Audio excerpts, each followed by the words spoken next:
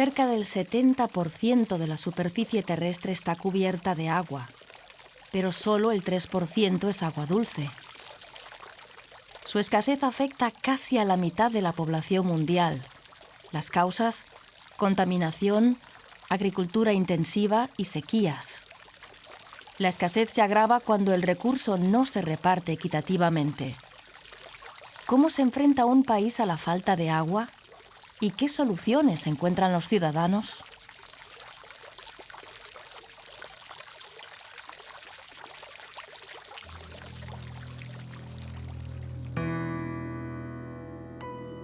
Esta es una de las regiones de Chile más afectadas por la falta de agua y la desigualdad en su reparto.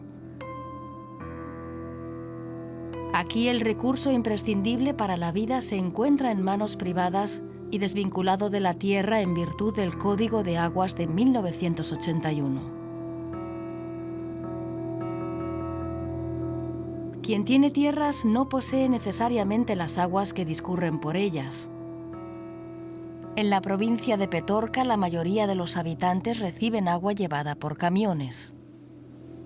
Acá en el territorio donde estamos acá, en la provincia de Petorca, es considerada hace mucho tiempo el epicentro nacional de la violación del derecho humano al agua, a propósito del conflicto que tenemos con el agronegocio. Acá en nuestro territorio, el 90% de toda la superficie cultivada son paltos, un frutal de origen tropical, que en régimen de riego demanda enormes cantidades de agua, y el agua que hoy día consumen los paltos es el agua que hoy día les falta particularmente a las comunidades pobres, al pueblo sencillo de nuestro territorio.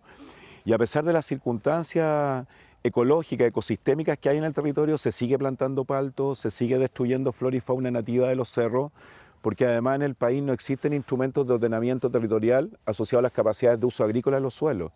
Entonces, finalmente, los proyectos agrícolas, por ejemplo, en todo el país, no solamente en la provincia de Petorca, no tienen que pasar por estudios de impacto ambiental. Simple y llanamente se compran cerros, se destruye toda la flora y la fauna nativa y se colocan paltos, porque es un negocio que es altamente rentable, particularmente para sus tenedores, pero a costa del sacrificio de las comunidades que quedan privadas de agua.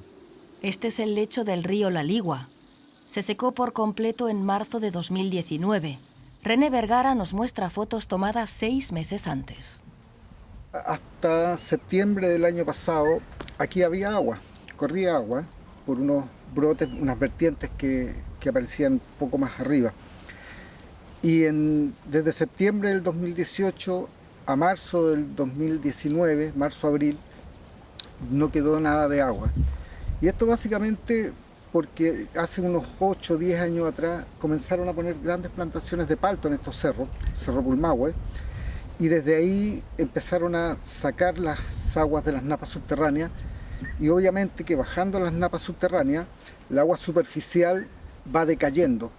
Mientras no haya napas subterráneas que estén completamente llenas, no va a haber agua superficial, y eso es lo que se perdió. La actual sequía, la peor en 60 años, agrava el problema.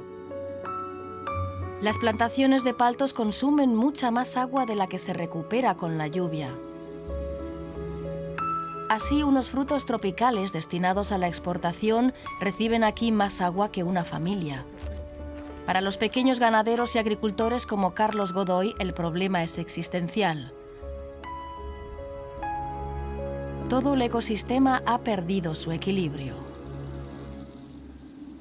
Estos cauces para nosotros eran ideales. Aquí había muchos apicultores en esta zona, en esta caja del río. Había gente de aquí de Placilla, de Valle Hermoso, yo soy de la Quebrada del Pobre, entonces todos funcionábamos bien, hasta que el río se secó. Estas son piedras de río, entonces ya tienen lama, y debajo de la lama hay huevitos de rana. Entonces eso quiere decir que la vía todavía está esperando, la vía natural. Esto hace poco, meses nomás que se secó. Entonces es fácil que se pueda recuperar, todavía estamos a tiempo. Sin ninguna duda, el conflicto socioambiental más importante que enfrenta el país tiene que ver con el acceso al agua dulce de la población, que hoy día se encuentra completamente comprometido a propósito del modelo de despojo que existe con el agua y cómo el agua hoy día se encuentra fundamentalmente capturada por la mega minería química a cielo abierto, por el agronegocio, por la hidroeléctrica y las forestales. Queremos saber a qué se debe la indefensión de los pequeños agricultores. como los sectores campesinos, sectores indígenas, sectores de subsistencia, no inscribieron esas aguas o no solicitaron oficialmente o tenían títulos antiguos no modernizados por el Código de Agua, lo que ocurrió es que se produjo un proceso absoluto de usurpación de agua que tradicionalmente fue usada en los territorios. Hay un proceso entre el 78 y el 82 en dictadura que se hacen muchas reformas muy grandes, entre ellas la Constitución. Hay 7 modernizaciones clave. Está pensiones, salud, educación, en fin. Y dentro de esas está el surgimiento del Código de Aguas. Estas aguas se entregan, se solicitan, por quienes están informados de que esto funciona así, y se entregan. Y bueno, después de que se entregan, no hay registro nacional. No es que yo puedo ir a un registro nacional y pedir a quién pertenece el agua de tal río o de tal cuenca. No hay registro nacional. Eso se inscribe en una notaría, en cual la que esté cerca o no esté cerca, nadie sabe. Tendrás que ir notaría por notaría en Chile a saber de quién es el agua. Esto es formidable porque no hay manera de seguir el rastro. Solo sabemos que no es tuya, básicamente. Cuando llega una sequía y deja de llover, es como que se viene a la superficie toda la problemática estructural con respecto a la desigual repartición de agua en el país. Estamos hablando de una repartición de derechos que se hizo hace casi 40 años y ha cambiado todo. Ha cambiado la economía, ha cambiado las condiciones climáticas, han cambiado las necesidades, ha cambiado la población del país. Entonces es absolutamente obsoleto haber tomado una decisión en el 81 y mantenerse firme con eso el 2019. ¿Cuáles son las propuestas del gobierno y del sector privado para afrontar la crisis del agua? Nuestros intentos de obtener declaraciones de los ministerios de Medio Ambiente y Obras Públicas fueron infructuosos. También nos interesamos por iniciativas privadas. Una de ellas es Reguemos Chile y su proyecto Carretera Hídrica, cuyo objetivo es trasvasar agua desde el sur hacia el norte, aprovechando los caudales invernales. Su director ejecutivo asegura que esta infraestructura puede atender no solamente la demanda de la agricultura, sino también el consumo de la población. Nosotros hicimos un estudio hidrológico y ¿cuál fue la novedad de ese estudio hidrológico? Que incorporamos las proyecciones de cambio climático. O sea, nosotros dijimos, de aquí a 15 o 20 años más, incorporemos estas reducciones de precipitación en el sur y veamos si todavía es factible mover los caudales que nosotros pretendemos.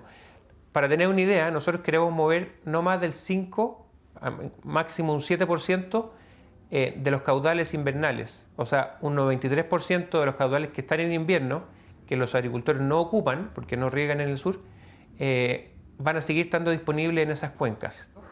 Lo que pasa es que los volúmenes de agua que se transan o que se mueven para agricultura, al ser tan grandes, nosotros podemos perfectamente abastecer a pueblos o ciudades chicas porque los volúmenes de agua necesarias para abastecer a esos pueblos, los que hoy día tienen problemas de abastecimiento, son pequeños. Entonces el proyecto sí considera abastecerlos durante su trazado.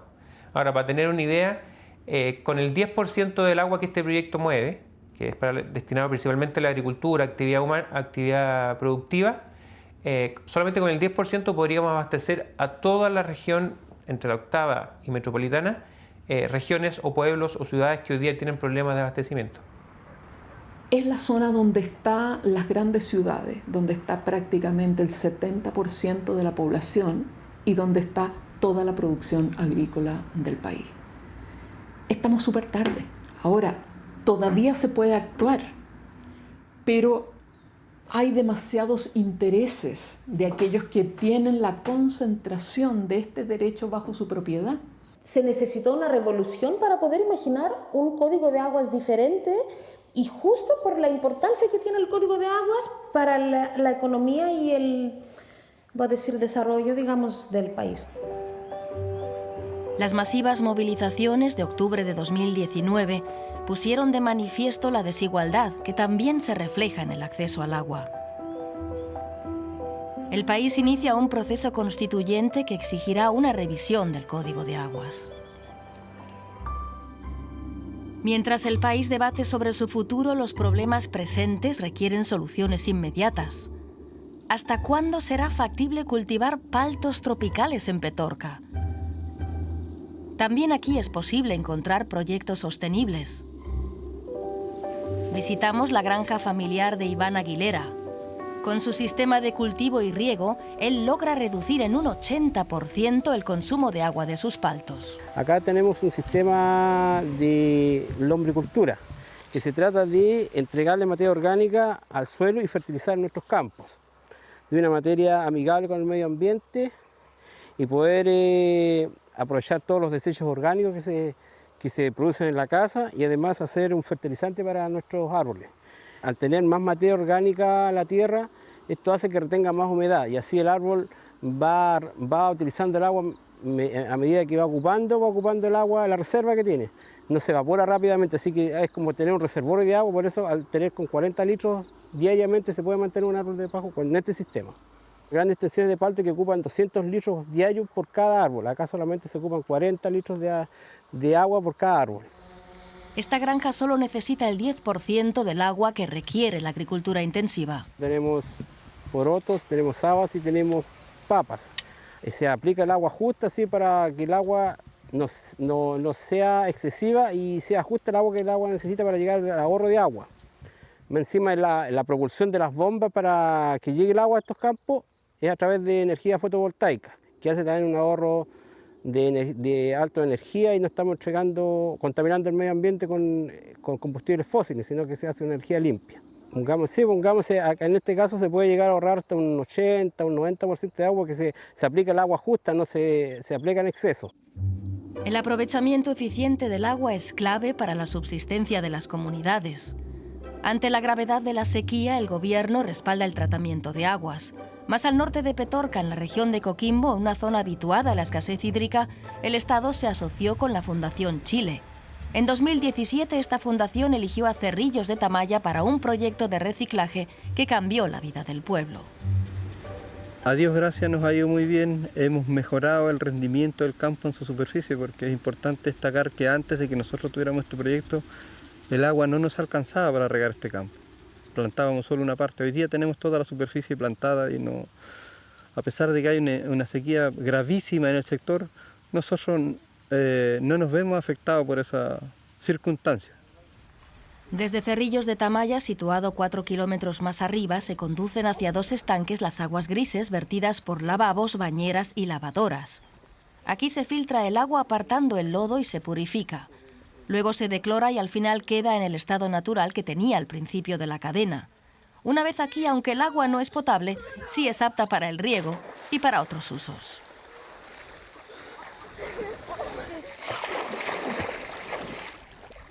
Desde aquí, un motor eleva el agua hasta los aspersores que riegan 5,5 hectáreas de cultivo de alfalfa.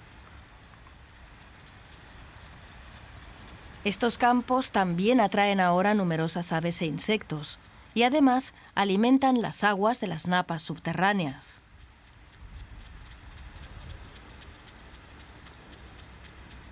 Cerrillos de Tamaya es el único pueblo de la zona en donde el ganado no muere de hambre ni de sed. Para mí ha sido muy beneficiario porque he podido alimentar mi ganado para producir, sacar un buen queso, para alimentar a mi familia y educarla. Iniciativas como esta podrían beneficiar al ganado de todo el norte. Y me ha cambiado la vida en el sentido de que gracias a que yo hago este trabajo tengo más plata, como quien dice, ¿me entiendes?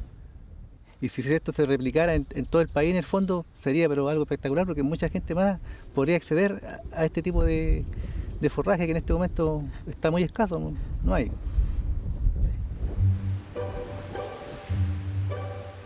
El trabajo con las comunidades es la clave de Un Alto en el Desierto, una fundación que combina el cuidado del agua con la educación ambiental.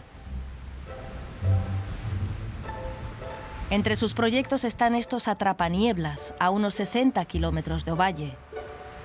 Estas mallas captan el agua contenida en la niebla que sube desde el mar. El territorio chileno permitiría su instalación también en muchos otros lugares del país. Requieren de algunas condiciones, de estar cercano al mar, de estar en lugares sobre los 600 metros sobre el nivel del mar, también en oasis de niebla o donde haya presencia de ella. Y bueno, el funcionamiento hace que la nube pueda pasar por esta malla, en este caso son mallas Rachel de 35% de sombra. Son nieblas que pueden ser orográficas o también advectivas, que en este caso, en este lugar preciso, 1 metro cuadrado de malla Rachel de nuestro atrapanieblas produce 6 litros de agua al año. El agua de las nubes, de la niebla, se va quedando dentro de las mallas, ella va bajando por gravedad, se forman las gotas, después de las gotas llega a una canaleta, luego de la canaleta llega al estanque y luego queda apta para el riego. El aprovechamiento de esta agua ha repercutido directamente en el ecosistema y en la comunidad. El Estado gasta mucho dinero en licitaciones o en cosas o en proyectos que hagan grandes empresas que no tienen vínculos con las comunidades y que cuestan mucho dinero. Si uno pudiera hacer una vía más corta y entregar esos recursos directamente a las comunidades, que se hiciera con mano de obra local, que todos también participaran en la construcción de su sistema para distribuir el agua, habría mucho más apropiación de esos sistemas. Todo empezó hace 15 años con la creación de la Reserva Ecológica de Cerro Grande junto a la comunidad agrícola de Peña Blanca. Una comunidad que ha revivido gracias a la actividad que proporciona la reserva. Después de 15 años creo que es notable la diferencia que hay en el lugar propio de la reserva, de las 100 hectáreas que están cercadas, con lo que está fuera de ella. O sea, a simple vista se nota la diferencia. La recuperación de la vegetación en este lugar ha sido notable en los últimos 15 años. Esta reserva ecológica es ahora una escuela al aire libre en donde más de 7.000 niños de 30 escuelas han aprendido a cosechar agua y a respetar la fauna y flora de la zona. Es muy cliché decir que los niños son el futuro. Es algo que nosotros también tratamos de decir, los niños son el presente y nosotros también somos con ellos. Entonces tratamos de no nosotros como adultos delegarnos de la responsabilidad de hacer un mejor planeta, sino que trabajar en conjunto. Y creemos que ellos y los estudiantes lo han sabido tomar muy bien y se ha sembrado la semilla. En la escuela del Guindo, en la comunidad de Ovalle, los niños hicieron suyo el mensaje de un alto en el desierto con un rap.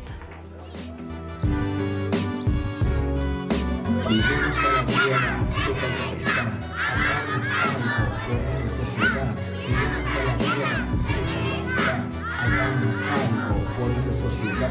Somos una escuela, la escuela El Guindo, siempre estudiamos y somos amigos. Somos una escuela muy particular, tenemos sello medioambiental.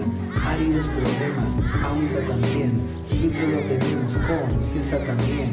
Aquí reciclamos con las aguas grises de los lavamanos y todos felices. Contamos con un filtro, es muy bacán. ¿Quieres conocerlo? Ven para acá. Yo te lo pido, muy decidido. Cambiamos el filtro, sí, amigos. No botes las cosas que no corresponden en los lavamanos con modos collets. De esta manera podemos cuidar nuestro filtro que es sin igual. Cuidemos a la tierra, seca ya está, hagamos algo por nuestra sociedad. Cuidemos a la tierra, seca ya está, hagamos algo por nuestra sociedad. Cuidemos a la tierra, seca ya está, y sigue el filtro es bacán. Cuidemos a la tierra, seca ya está, y sigue el filtro es bacán.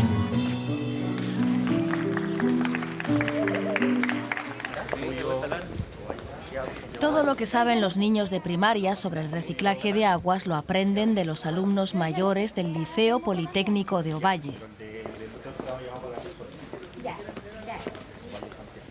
Guiados por sus maestros, estos jóvenes ya se han convertido en expertos. Ellos conocen toda la parte técnica del proyecto. Mediante un sistema que va por capas de filtro con materiales filtrantes sea el carbón activado, zeolita en algunos casos, cuarzo, grava, etc. Trata el agua gris, que viene con distintos tipos de contaminantes, coliformes fecales, carga eléctrica, turbiedad, etc. Cualquier tipo de material contaminante que pueda tener el agua. La pasa tiene un sistema de tratamiento, o sea, por capa. Una vez pasada el agua, pasa al segundo estanque que está ya sobre el nivel de la tierra, donde es distribuida hacia todos los árboles por un sistema de riego por goteo. Hemos ido tratando de hacer conciencia de esto, de saber cuánto ellos gastan realmente en el agua, cuánto se pierde. Las escuelas que están trabajando, las escuelas rurales, ellos tienen una realidad mucho más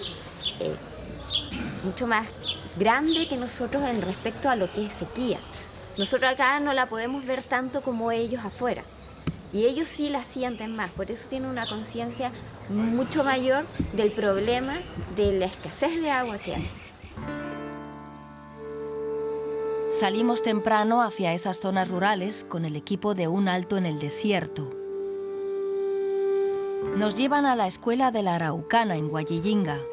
Aquí, en 3 años, con ayuda de la Fundación, los alumnos han convertido un patio seco en un vergel. El próximo jueves van a venir 100 niños a verlos. ¿Ya? Van a venir varios buses. En este patio los niños aplican desde el primer paso todo lo aprendido. Reciclan el agua, fertilizan la tierra, siembran y cosechan. El agua se filtra. Y aquí pasa por un medidor y ve cuántos litros van pasando. Y ahí pasa por el filtro de carbón activado, pasa este estanque, pero se limpia, pero no es así para digerirla. Solo es limpia. Para regar. No está purificada ni nada, solo es limpia. Sí. Con esto podemos regar árboles frutales y plantas ornamentales, nada más. Aquí hay un tubo que pasa del estanque, lo abrimos y pasa por las dos partes de la manguera y va regando por acá y por allá. Y con esto nos estamos ahorrando más agua. A la semana 1.500 metros cúbicos, al mes 6.000 metros cúbicos y al año escolar 60.000 metros cúbicos. Es puro popó de lombrices. Cuando comen al tiro hacen popó o orina. A las lombrices californianas no les gusta el sol, por eso está tapado con pared y mallas. Entonces evitamos eso porque entonces ya no podrían y no se morirían. Ahora vamos a cosechar una beterraga.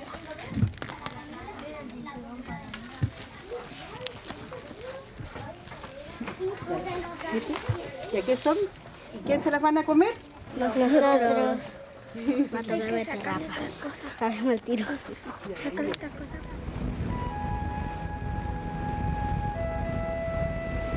Con Un Alto en el Desierto viajamos por un camino de difícil acceso hasta llegar a La Caldera, un pueblo de 50 habitantes. Esta zona de la región de Coquimbo, que hasta hace una década era semiárida, es ahora un paraje desértico. Para los niños de esta escuela rural, la lluvia es todo un acontecimiento.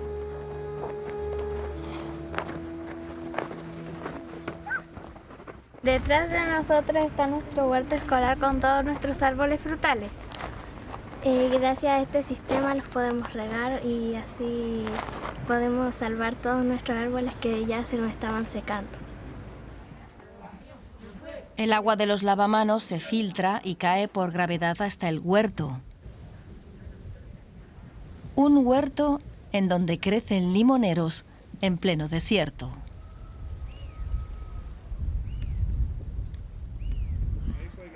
En esta escuela rural, los niños desarrollan un vínculo personal con cada planta. Todas tienen nombre. ¿Cuál quieren ver? ¿Qué a mí me van a mostrar? Yo la puse, a ver, esas plantitas. Aquí te la puse esa. Flaquita. Sí, flaquita. Esta no floreció. Los 50 habitantes de La Caldera viven todo el año con el agua transportada en camiones. La escuela recibe 5.000 litros a la semana. Estos niños saben apreciar el valor del agua. ¿Y la dos? Esta. ¿Y la tres? No, esa grandecita. La grande. Es esto, mira. Mi mamá La trajo de chiquitita y la plantó y le puso esto por los pájaros. Y mi mamá con agua de la manguera que nos trae el camión, la riega, trae un tarro y la empieza a regar de a poco. El agua dulce de Chile se concentra en el sur, pero desde aquí, desde el norte, la desertificación avanza inexorable. Afrontar las consecuencias del cambio climático y de la desigualdad en el acceso al agua son tareas apremiantes en Chile. La escasez en el norte muestra lo importante que es aprovechar hasta la última gota. Los niños de la caldera ya han convertido el desierto en su paraíso.